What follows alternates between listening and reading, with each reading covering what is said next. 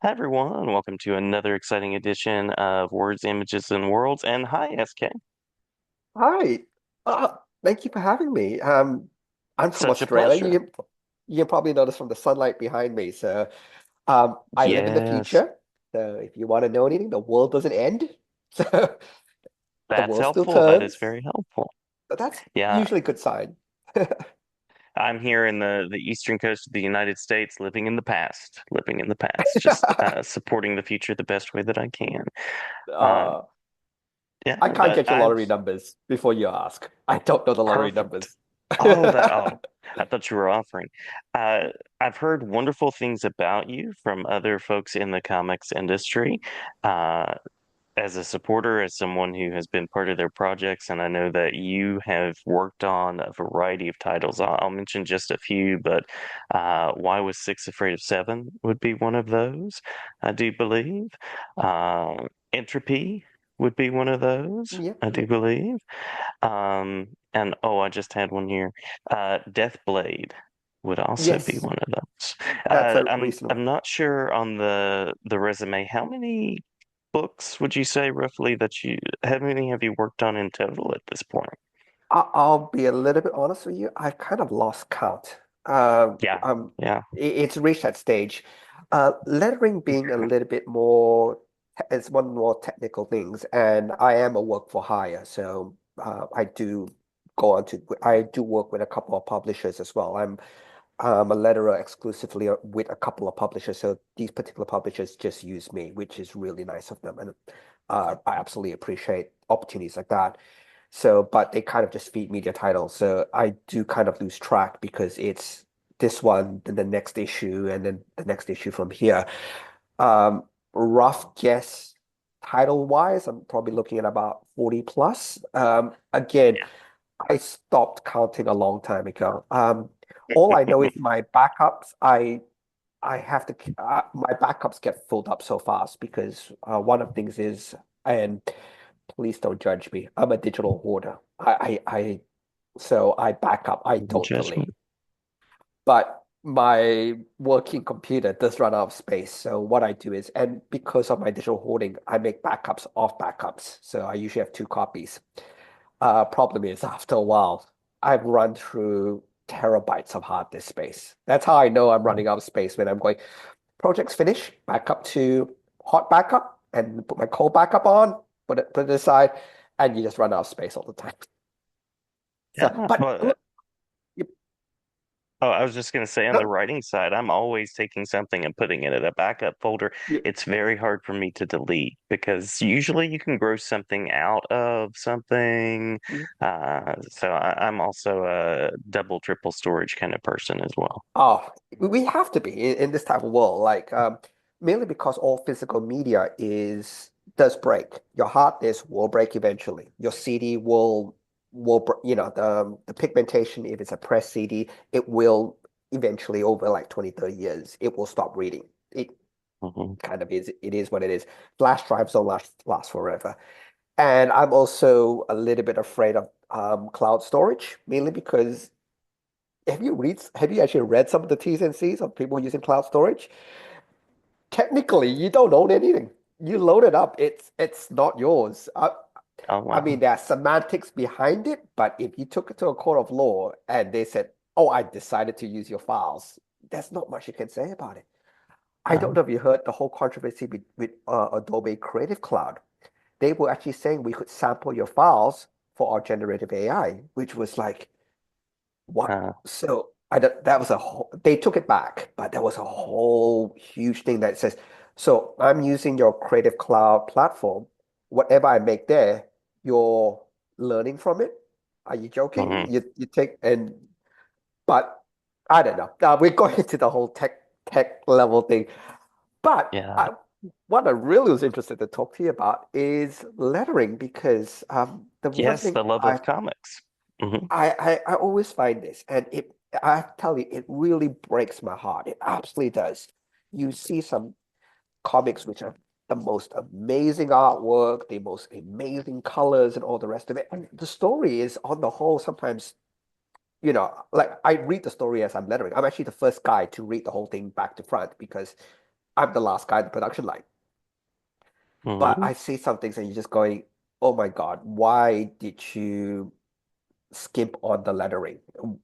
And the funny thing is, if you don't have a fantastic artist, the lettering can still make your project look professional because art is a little bit subjective. You could kind of see, I like that style of artwork. Like, not everybody has to be the Mobius hyper detailed type artwork. Like, you could have, I don't know, you know the cartoon series Bluey. Bluey has a certain Hmm. style of artwork. Is it bad? Is it good? Technically, it's simple, but it's good. Simpsons is technically simple, but again, it is perfect what it does. So you could have artwork which isn't hyper detailed, and you put good lettering in, it looks professional. You put bad lettering in, it looks really, really, you really kill it. And my advice to usually all first-time creators is go for the good lettering. Get somebody who knows what they're doing because it's not as simple as putting words on the page. It's an entire art form in itself. Look, I'll give you the high-level basics of lettering. Hmm. And unfortunately, if you are listening to this, your glass will shatter. You know that you'll be like, because you start seeing these errors in everywhere. Marvel and DC are not immune, absolutely not immune. They make so Hmm. many mistakes. I've seen Marvel comics, DC comics, where you're just going, that is that's horrible, technically all wrong, and it still appears. It's because um, most editors don't understand this art form. They don't. They chuck the words on the page. They don't. So the absolute basics is read left to right, read top to bottom. That's the initial basics. I'm going to share Hmm. my screen because I've actually have some samples I want to show you guys. I'm actually Wonderful. really excited about this. And each of the samples I'm going to show, I'll explain my way through it as well. So I don't know if you can see the screen.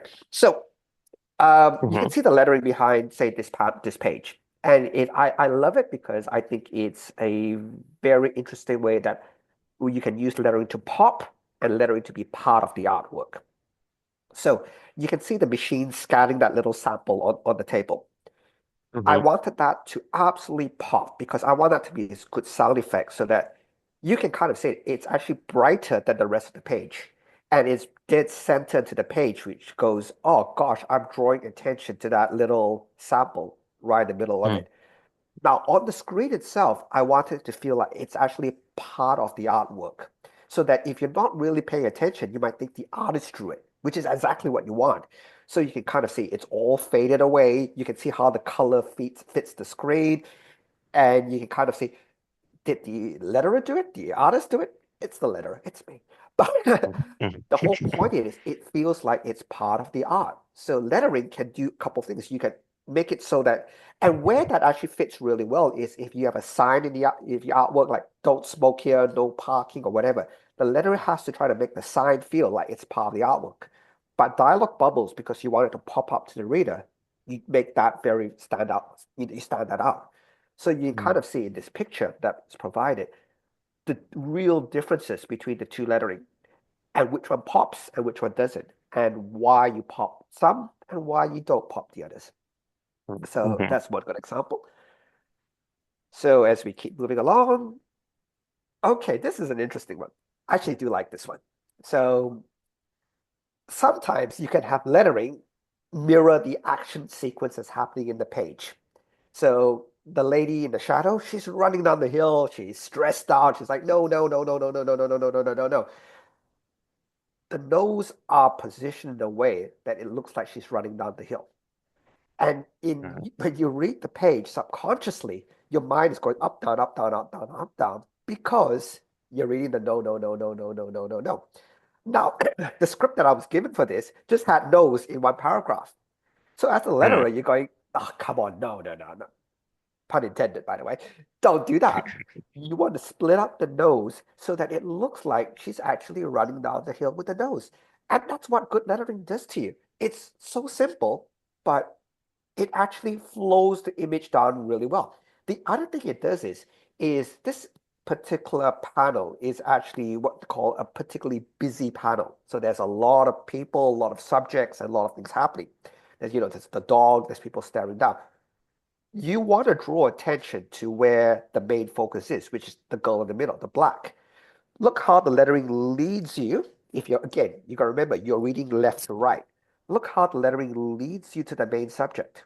It just kind of drags your eye so that even if you ignore the dog or whatever, the lettering brings you to where you need to be in the panel, which is smack bang in the middle.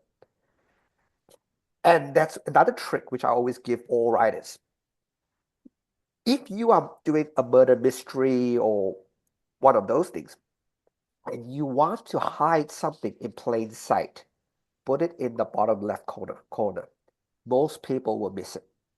If there's Oh, something, let's say that dog is carrying an important MacGuffin. The dog's in his mouth is carrying the magic sword or the magic diamond or whatever it is that's part of your story. If you put that MacGuffin in plain sight in the dog's mouth, most people will miss it. And if that's what you want to do as a writer, to try to hide this in plain sight, and then the dog comes on in a few couple of panels on the track, or whatever it is, however your story goes, you can hide items in plain sight where people will not see it because the lettering doesn't lead you to the dog. The lettering leads you to the main character there. So very cool. that's another thing that you can do uh, to create that type of effect. Uh, I love it. other Love the other visual stuff that design. other stuff that you can have is lettering can create depth. So the other thing that you really want to do is you want to create a situation where there is a foreground, midground, and you want to emphasize that. This one is absolute classic because the wham is behind the fist, the get off her is in front of the wham. So I've artificially created depth in the panel already.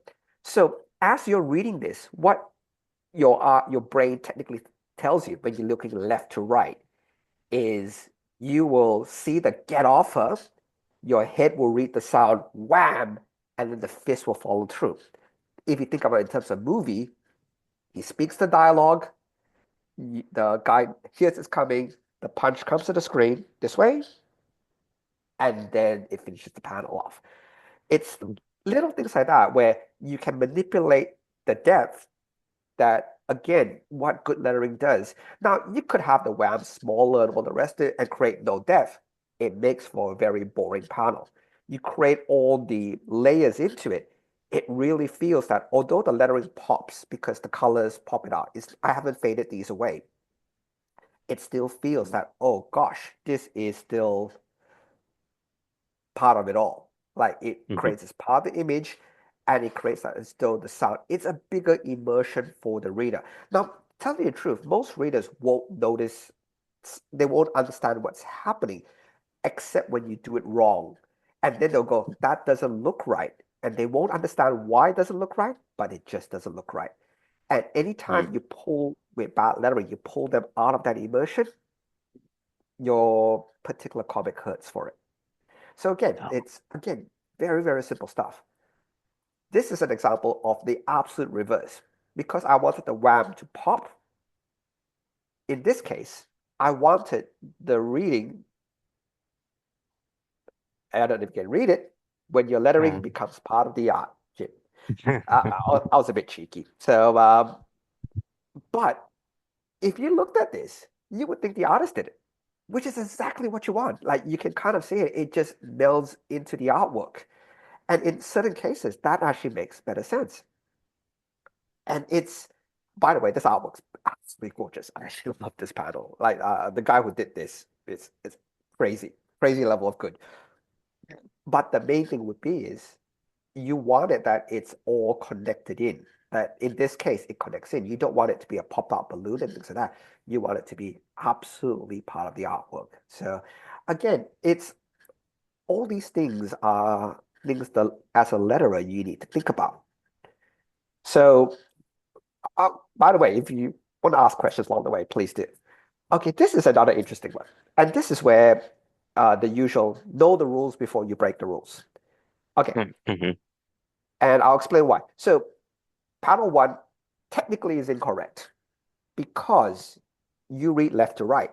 So the balloon should technically be next to the moon up here reading down because you want it to be the left-hand corner of the panel because that's where most eyes, by the way, if I'll make it clear, I do let a manga as well.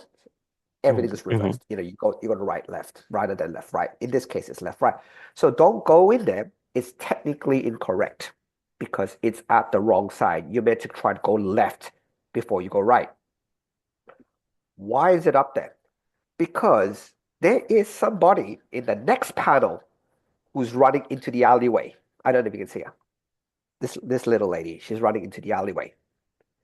If I Mm-hmm. put it left and I left it as it is, most readers would actually possibly miss this person running into the alleyway because if it's up here left, you come here, your eyes will drag into this panel and down.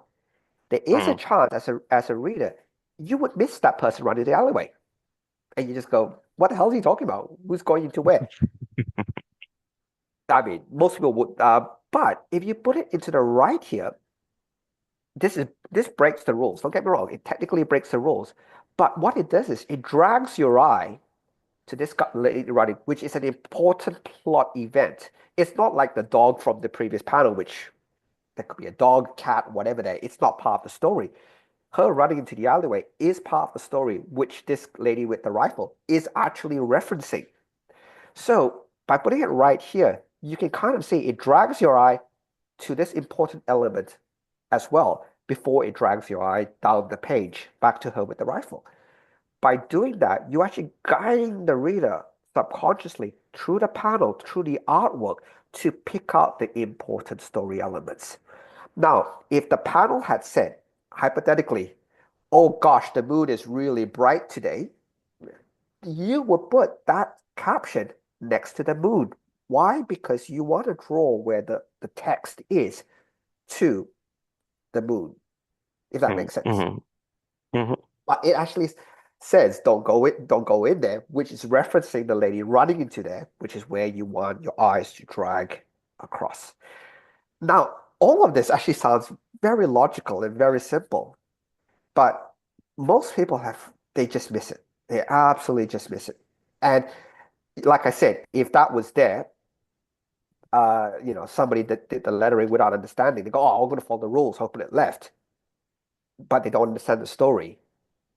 That's the absolute difference between understanding lettering and the rules and understanding why the rules are in place and when to break it. So this one I break the rules, but this is the reason why I break the rules when I'm doing it. And it's actually better for the panels that I break these rules than if I put it left.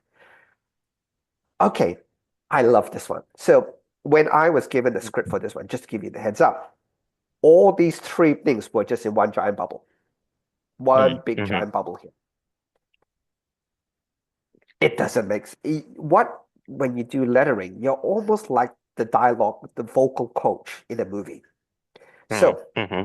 how you would read this if everything was in one big panel, it actually one big bubble. It's actually very difficult to read. And it doesn't give this guy the gravitas or the pause he needs. So imagine if you read this, don't worry, I got this probably cheaply. Then he pauses for a second. So he gets a little bit of mystery going, why did he get it Mm-hmm. cheaply? Well, let me tell you something, things that happened last year. But because of you look how the image is, so he tells you that he pauses, he wipes his mouth. If you read again, read left to right, he wipes his mouth before he finishes his final statement. Now, if you think of that say, in a movie or movie scene, it's like, you owe me money and you didn't pay me. Mm-hmm. You must die. It's that type of pause wipe that you have, and it's make the prices go down. It's like that bit more sinister feel to it. And him in the action panel of him half wiping his face, in your brain, you're already thinking, oh gosh, by the time he says the next balloon, he's already finished wiping his face. Now, the panel doesn't move, the image doesn't move, but the dialogue tells you that's what happens. He finishes wiping his face before he says, make the prices go down. So in the lettering, you can control the flow of the action and tell the reader what's happening without changing the artwork. Now, Mm-hmm. When I That's very explain to cool. you, it all makes sense. But Hmm. that's where it's a craft. And that's where I'm going, people who say, oh, just put some balloons in. But dude, it's so much more than that. And it's so much more complex than that, that that's where it goes through. Okay, again, this is a fun panel. I do like this one. Hmm. Notice how the blams are set, and notice how the depth is created with the blams. Now, the image actually is, you can kind of now see, I've actually created almost four levels. Actually, I counted five levels just based on how you set the lettering up. So you have the background, right?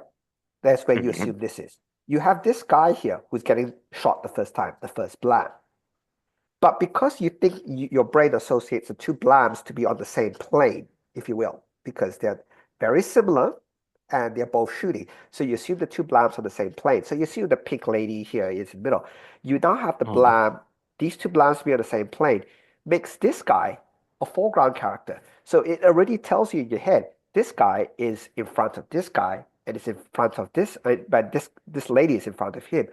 Really logically and easily, just the lettering Hmm. is now reinforcing all this is to be happening.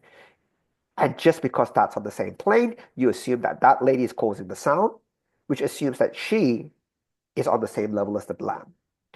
Hmm. Your brain will do it all for you. If I can explain it to you, but your brain's already all worked that out to go blam happening, lady in the middle, gotcha. So there's a background, guy with the axe, pink cat lady, guy getting shot in the right. So your brain really just associates all of this already very, very easily, very, very simply. And that's the difference between good and bad lettering. It's not about the font you use. It's not about, I can go through the actual technical aspects of how it works. Look, to be fair, I don't care what tool you use. You use Illustrator. You can use any vector-based tool basically to letter. Neither here nor there. It's like, do I draw with a pencil, 2B pencil, HB pencil, whatever? The tools are the tools, but you need to be Hmm. able to know what to do with the said tools. Same with lettering. So my usual caveat is, please always, either if you want to be lettering, please reach out. I'm happy to walk people through it. I've actually given a lot of good advice, and I'm always happy to see people improve and get better. But if it's not, but I would always say is, like everything, do it because you enjoy it. Like you can tell, I really enjoy this. I really enjoy the theory behind it. I really enjoy bringing the pages to life. If it's not something you enjoy doing, my always caveat would be, if it's not something you enjoy doing, outsource it. It's not a big deal. And it's usually the cheapest part of your entire production process to get good lettering in. And it gets done really well. If writing makes you happy, write. If drawing makes you happy, draw. If lettering makes you happy, letter. But the one good thing about comics is a collaborative process. Pick the one that excites you, do that. The ones that don't excite you, kind of move it along a little bit. Yeah. Yeah. Find collaborators. Yeah. Exactly. And that's where I my it breaks my heart, seriously. Absolutely time when I look through a whole bunch of Kickstarters and you go, oh gosh, that looks amazing. Or that pitch is like, you know, absolutely love it.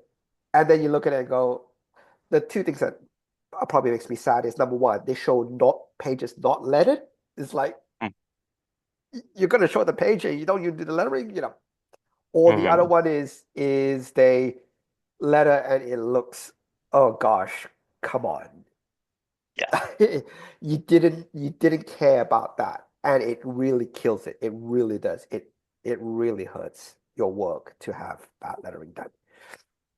Um, I'm gonna pause on the lettering, but look, yourself, what do you think? Would you have any questions? It's I, an art form people absolutely miss, and we didn't discuss. yeah. I know I sprung this on you, absolutely. So, No, I love it. I'm interested in it because The thing that I've heard is that you want the lettering to be there so that it's part of the art that people don't notice it. But that's really the extent of my knowledge of it up to this point. So it's interesting to hear the theory behind it, and I love the complexity. I'm all about the complexity of Yeah. comics.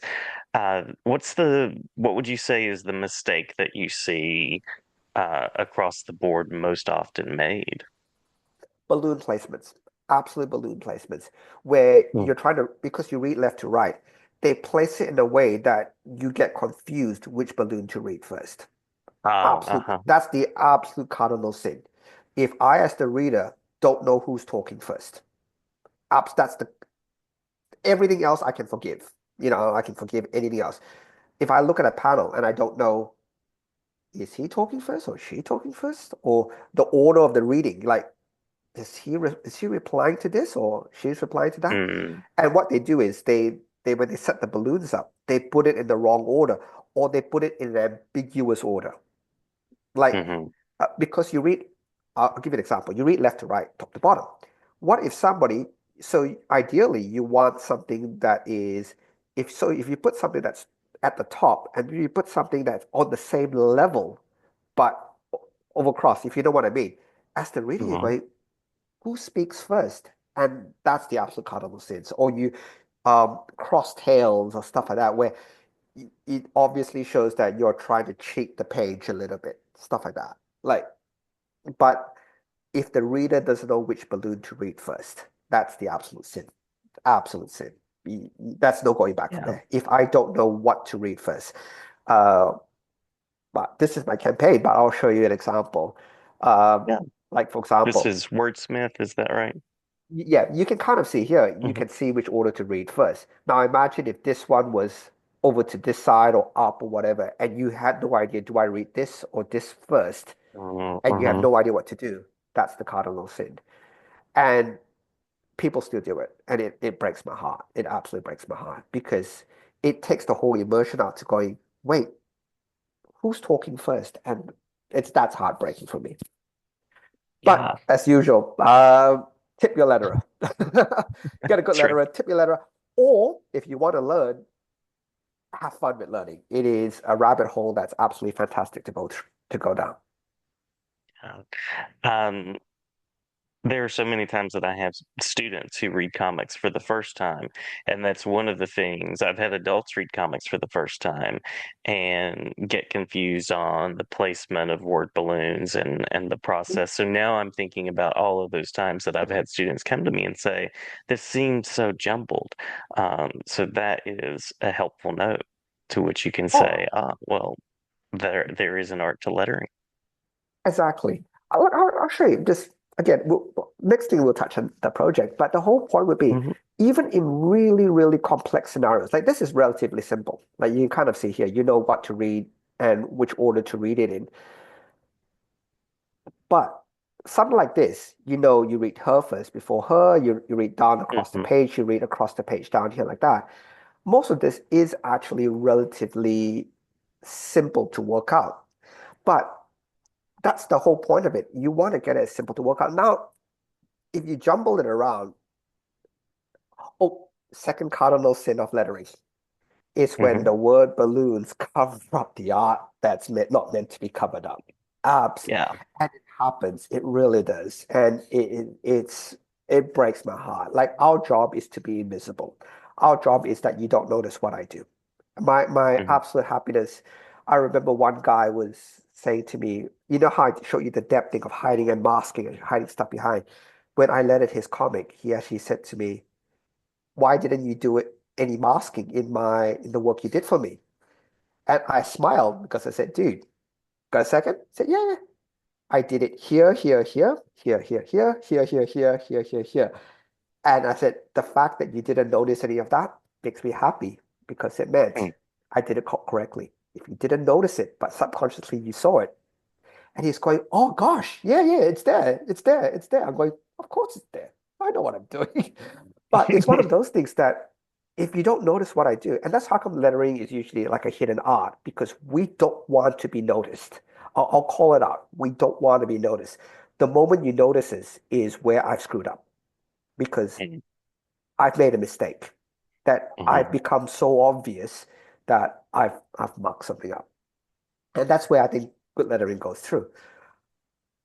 So I'll jump to my campaign though, and mainly because I am curious, and I've got some. great title with wordsmith, seeing as how we're talking about the use of words in language.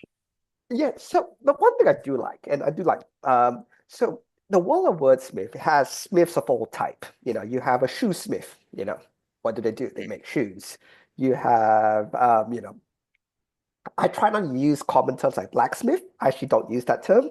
I call it metalsmith or something, or coppersmith, if you know what I mean. It's just in this particular world.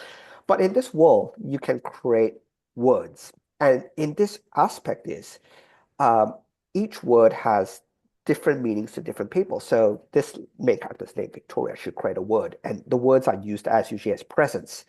So, for example, if I want to give you a present, I might give you the word family. So I'll give you the word family. You open it up, you feel, oh, I'm so happy, I've got a good family. But the problem is, words mean different things to different people. So Hmm. is family in this case, in the story, is family a found family, people, your friends, family, blood family? What is it to you? Is family, your cat, your dog, what is it? And everything, words mean so differently to different people. And that's where all the hijinks start because she creates this word. She thinks it's meant for this purpose. And it creates a lot of confusions and the adventure starts. Like in the previous volume, she was asked to create the word brave. But if you think about it, there's no such word as brave. Brave doesn't exist because if what bravery is brave is acting in spite of fear. Now, if you're not afraid, you can never be brave. Oh, I can jump. Oh, you're so brave. You can jump from the top. You can high dive off this top from high up in this high. Those diving boards. You go to the top diving board. You're so brave. Well, you're not actually because you're not afraid. If you're not afraid, you're not brave. Or you're so brave you can do it. No, you can do it because you're not afraid. Now, if you were afraid and you did it, then you're brave. So when she's asked to create the word brave, what Victoria does is she creates the word fear because she argues that there's no such thing as brave. You need to be Hmm. afraid, and if you can act through the fear, that's when you become brave. So a lot of it, like every story, is about different words and how they affect it. In this particular story, it's family, but brave was one word. There was, I think the first word was dreams or hope. And again, it means different things to different people. So in this case, all the stories are wrapped up in how words affect people in reality. So I have a lot of fun with the world building on this. It's a steampunk fantasy adventure. We have little dragons, little red pandas, and the artist who did this, Pira Daedalus, is absolutely amazing. So I love his artwork. So that's Victoria, and this is the cast of thousands. So this being the first volume, these are all graphic novels. So they are usually about 60 pages in size. So the story is much beefier than a standard single issue. Um, Mainly because I like to tell the story a little bit more long form, and 22 pages usually isn't enough for me to get my whole story across. So in this case, you have the cast of thousands as they're starting to build up, and you have all these different characters. The main thing I would say in the campaign, which I absolutely always try to think, is, oh gosh, you're up to volume five. Oh, I can't jump on now. Yes, you can, because each volume has its own story, which of Smart. course, if you read all the volumes beforehand, there are storylines which I carry all the way through. But if you just read this one story, it does tell you that one story of the word family. But the cool thing is, which I'm always saying, if you buy any physical copy, or basically every single reward tier will have the digital copy of all the previous volumes. So you won't miss out. You can just go, you know what? And if you're the type who actually wants physical collections, like I think I've mentioned before, I'm a digital hoarder. My life is digital now. But if you actually want the physical copies, you can also purchase the physical copies as add-on as well. So again, never stress. You can jump in anytime. I always make sure there's a really easy jumping point. And if you jump in, you've got like, oh gosh, close to 200 pages of wordsmith. You just go bam. I mean, I've got 200 pages to read. Uh, Nice. Artwork wise, again, PR is absolutely fantastic. It's a little bit more manga style, which I do like. And the thing is, the stories themselves, anybody can love. Uh, it's a little bit all ages, but I don't cater it just to kids, though. It's not a kid's book as such. Now, a kid can read it. There's no blood, there's no gore, there's no nudity, there's none of that in this specific story. So a kid can read it. But it's actually very much geared towards if you enjoy a good story, which is it's not a kid's book per se. I didn't write it for kids, but kids can read it. Well, And so well, very it's well said. it's really fun. And each of the characters, there's all different types. And again, storylines continue through. So again, you see the word actually Mm. manifest, the word family manifest. He opens his little present and he sees the word family pop up. What does that mean in the story? By the story, you find out. But a lot of it is also fun. We also have, you know, it's a steampunk world, so I do like to introduce a lot of different elements into it. So you can kind of see there are biplanes, which has fun, you know, and here's the word dream that pops up. So again, the story basically revolves when the word gets opened, the person who opens the word gets hit with the emotion of that word, but it's what the word means to that person. Because if it Cool. doesn't mean it means something to you, you react very, very differently to the word based on what it is. And look, I won't go too much into it, but look, I do make sure that look, there's entry points for everybody. But the one thing I do Mm. want to mention is I love people reading. So a lot of other creators who I'm friends with do throw in a lot of Nice. additional PDFs. I make it a point when you come in, you get the PDF, you think, oh gosh, I'm getting one story. No, you're not. You're getting five, six different stories.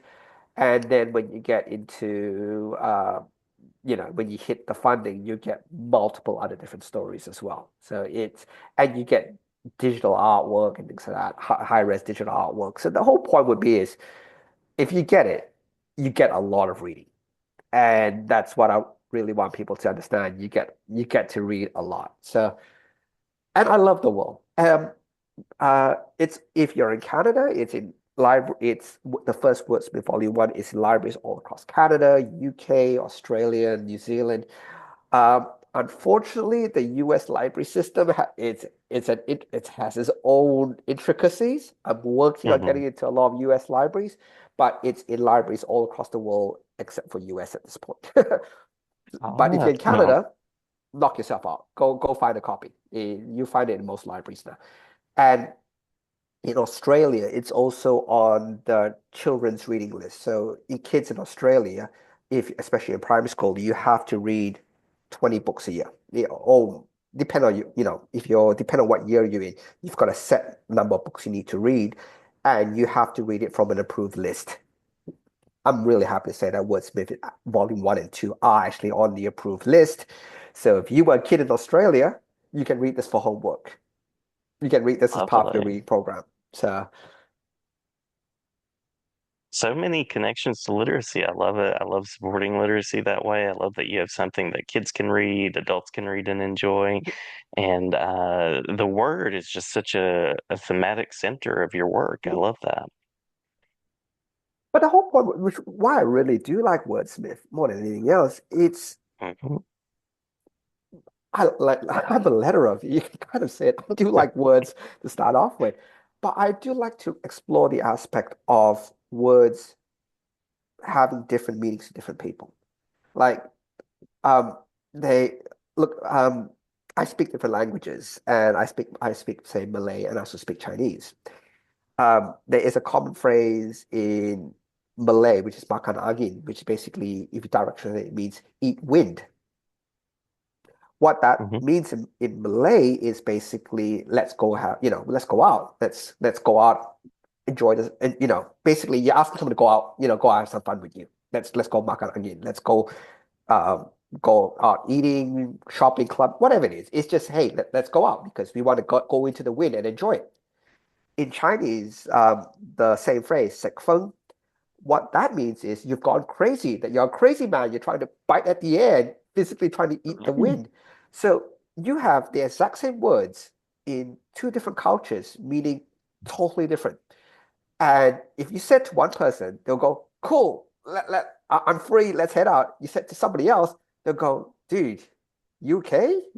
You're talking Right. crazy here, man. What's happening here? So words themselves have all this cultural connotations. And even if you remove the whole cultural aspects of it, even to a particular person, every word is so different. And I'll use the classic word. No means so many different things to so many different people. Some Mhm. people get so offended when you say the word no to them because they've never been used to hearing it. And it's just really interesting from that perspective that you go, oh, can I like if a kid comes up to you and says, "Can I have a chocolate bar?" No. Oh my God, no, I want it. Yelling and screaming because that word is just so bad to them that they don't get what they want, it causes a tantrum. But the word itself is nothing. But yet, to even at different ages of your life, words mean so different to whatever. Like that's the usual, like a thank you. When does a thank you become important to you? And by the way, if you ever get bored, go down the psychological route about the word thank you. It is so complex because when you're a kid, you're always forced to say thank you for a present. 9 times out of 10, you don't mean it. Oh, uh, socks again. Thank you, Auntie. Appreciate it. Mhm. But that thank you because when you go older, so that thank you becomes so much more significant to the older person or the gift giver that even though it's insincere, it still has power in that said word. That's what I want to explore. That's where I want to explore that all these different connotations. And by the way, if you ever really get bored, do research the psychological thank you. It is the number of stuff that's been talked about it, how complex it is. Uh, no, for example, is also really, really complex in terms of what the word means and what it actually does. And I'm not talking definitions, by the way. I'm actually talking the effect of said word, like the effect of thank you. And Mhm. I don't think there's actually been a story where it's actually incorporated this aspect into the story. And that's why I'm so excited about Wordsmith, that it incorporates it. But it doesn't, but it incorporates it in like a fun fantasy way. It doesn't bludgeon you over the head with it. It kind of goes, it's part of the story, just see how it plays out. Yeah. Well, I usually start with an origins question, but as we're coming down to our last few minutes, I don't want to keep you overpromised time or anything like that. I'm curious how you cultivated this love for words, and I also love to give people the opportunity to shout out anything on social media, any spaces where people can connect, support, follow along. Okay. Look, it really came down when, to be fair, I've always had this concept because it's something I used to like to read, to write. I used to read a lot, and it really got into, I don't know if you remember the old TSR novels, Drizzt Do'Urden and all those Forgotten Realms. Mm-hmm. I used to absolutely devour all those books. And the one thing I really loved about fantasy, and a lot of sci-fi books I used to read as well, is they made up words. They made up a lot of words. I'll use Star Trek, for example. There's the word Imzadi. Uh, Technically, it means my beloved, Uh, if you remember, Deanna Troi was Will Reich, Mm-hmm. Commander Riker's Imzadi. But she was going, oh, that's all it means. No, no, no, no. It means something more complex, but I can't explain it to you. I love that. I absolutely love that. That you can derive a word. And um, I don't know if you guys can tell, I'm Chinese. In Chinese, we only have about 5,000 characters, 5 to 8,000 characters. English has about 100,000 words. Chinese has about 5 to 8,000. So context and inclination is so important in Chinese words. And so the difference in tone, difference in everything changes everything. And I love that fascination behind it. That I studied Chinese for quite a while when I was a kid. But because you have a more limited vocabulary, words were so much more complex. What it's like the usual thing. The Eskimos have 1,000 words for snow. If I don't know if you heard that saying. Mhm. It's very similar. Like how complex can words get? And that's where, and it kind of led into lettering but lettering was much more something I really wanted to learn because um, I really enjoyed the technical aspect of it, to be able to almost give a voice to the characters inside the story because the artist gives the form, the letterer gives the voice, and I absolutely love it. And working with different publishers is on that point as well. I love publishers who go, you know what? You've got the script. I don't change the words. I don't change the dialogue, but let me position the way to emphasize the dialogue as best as I can. And Mhm. um, publishers who give me that reign, I'm always very happy with. Now, there's some publishers I work with, which is do as the script. Then I'm fine, absolutely fine. I'll do as I'm told. But I like the ones which give you that little bit of creative to go, you know what? Make it work for the story. And Mhm. I Mhm. absolutely love that. Look, thank you so much for your time. Look, you can Yeah. find me on Facebook, Sigmate Studio, SIGMAT Studio, as one word. Um, the Kickstarter is currently running for another just under 2 weeks. So if you search for the wordsmith, there's a space in there. The reason behind it is because in this world there are multiple smiths, and I didn't want to have really just imagine you have an aeroplane smith. Imagine that as one That was- one word. So it's going, nah, the smith gets split up. So you have, but I try to make it so that it's really like the shoesmith is your cobbler. You know what I mean? I try to make it very simple that way. But yeah, look for Wordsmith, 2 words. And look, if you enjoy it, please just check it out. If it's something that you can support, fantastic. But really appreciate your time.